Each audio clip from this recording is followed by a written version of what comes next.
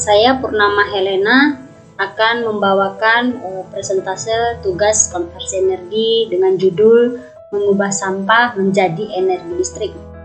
Kita tahu bahwa pemakaian energi terus meningkat dengan laju cukup tinggi dan pangsa pemakaian minyak bumi cukup besar. Tetapi keterbatasan cadangan bahan bakar fosil makin berkurang dan terbatas. Untuk itu, perlu disiapkan suatu sumber energi untuk menggantikan peran energi fosil. Salah satunya adalah energi biomas. Energi biomas dapat dijadikan pembangkit energi listrik.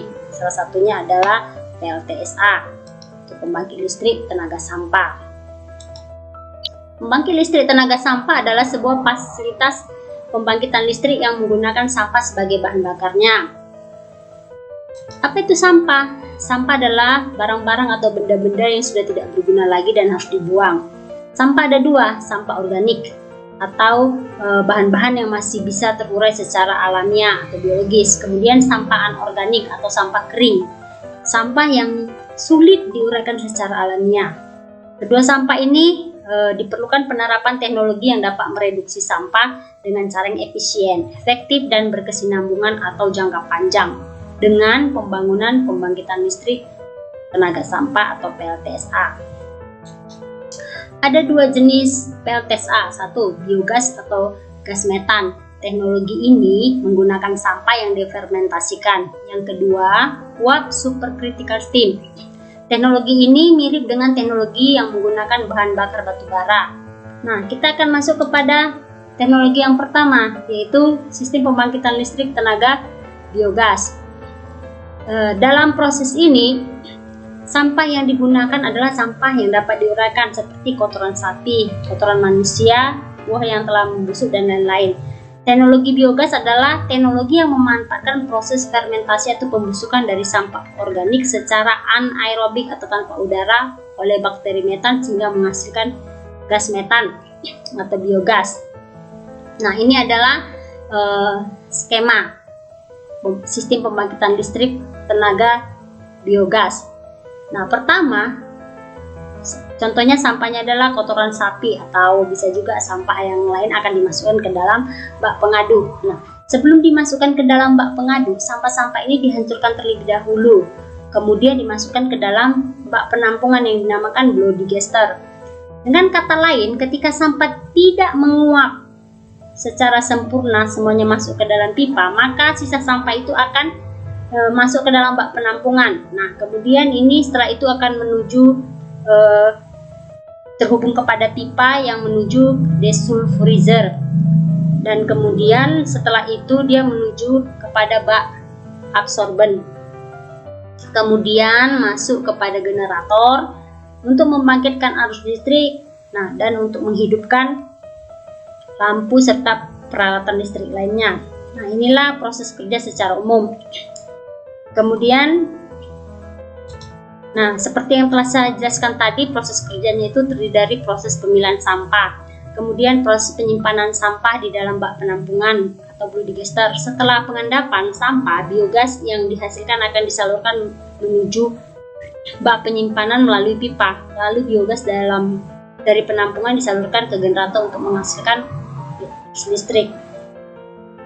Mengapa kita memakai biogas ini? Apa kelebihannya? Yang pertama, dia lebih ramah lingkungan. Yang kedua, menjadi metode pengolahan limbah. Proses pembakaran tidak mengeluarkan asap, bisa mengurangi penggunaan bahan bakar fosil. Nah, sekarang kita akan masuk kepada yang kedua, yaitu uap supercritical steam. Ini adalah skema prosesnya. Nah, sampah-sampah yang digunakan sudah melalui proses pengeringan dan pemilihan sampah. Sebelum masuk kepada tungku pembakaran, sampah-sampah ini dicampur dulu dengan bahan-bahan yang akan memudahkan proses pembakaran. Pada tungku pembakaran ini akan memanaskan boiler yang di dalamnya terdapat air, kemudian menghasilkan uap untuk menuju kepada generator yang kemudian akan menghasilkan arus listrik. Pada teknologi ini harus menggunakan yang namanya filter besar yang berupa pasir. Nah, di sini nanti ada pasir, kemudian ini berupa gas yang nanti akan dibuang melalui cerobong asap. Nah, seperti inilah prosesnya secara umum. Dalam pembangkitan uap supercritical steam menggunakan sampah yang bersifat kering sehingga mudah terbakar, tetapi sudah melalui proses pemilihan dan pengeringan. Nah, proses pembakaran yang terkontrol dalam tungku akan menghasilkan gas sisa pembakaran dan padatan sisa. Panas hasil pembakaran sampah dapat dimanfaatkan membangkitkan steam dan digunakan untuk steam turbin generator untuk menghasilkan arus listrik. Nah, ini proses kerjanya seperti yang sudah saya jelaskan tadi. PLTSA dengan proses pembakaran menggunakan proses konversi termal untuk mengolah sampah menjadi energi. Proses tersebut dilakukan dalam beberapa tahap, pemilihan dan penyimpanan sampah, kemudian ada pembakaran tadi, pemanasan boiler, kemudian pergerakan turbin dan generator. Nah, ini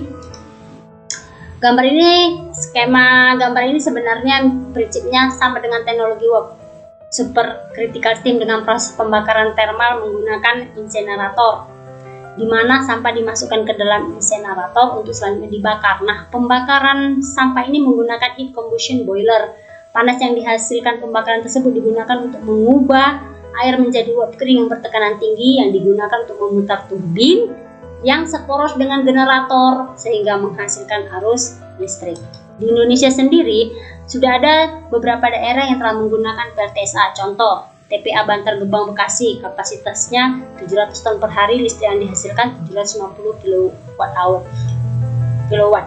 PLTSA Surakarta, kapasitasnya 400 ton per hari, listrik yang dihasilkan 5 megawatt. PLTSA Surabaya, kapasitasnya 1000 ton per hari, listrik yang dihasilkan 9 megawatt. Nah, mengapa biomas ini layak dikembangkan sebagai energi alternatif? Yang pertama, bahan baku biomasa mudah didapat. Kedua, murah serta dapat disimpan dalam jangka waktu panjang. Teknologi pengolahannya sederhana. Teknologi ini dapat diterapkan dalam rentang jangka skala kecil maupun besar. Demikianlah presentasi saya. Sekian dan terima kasih.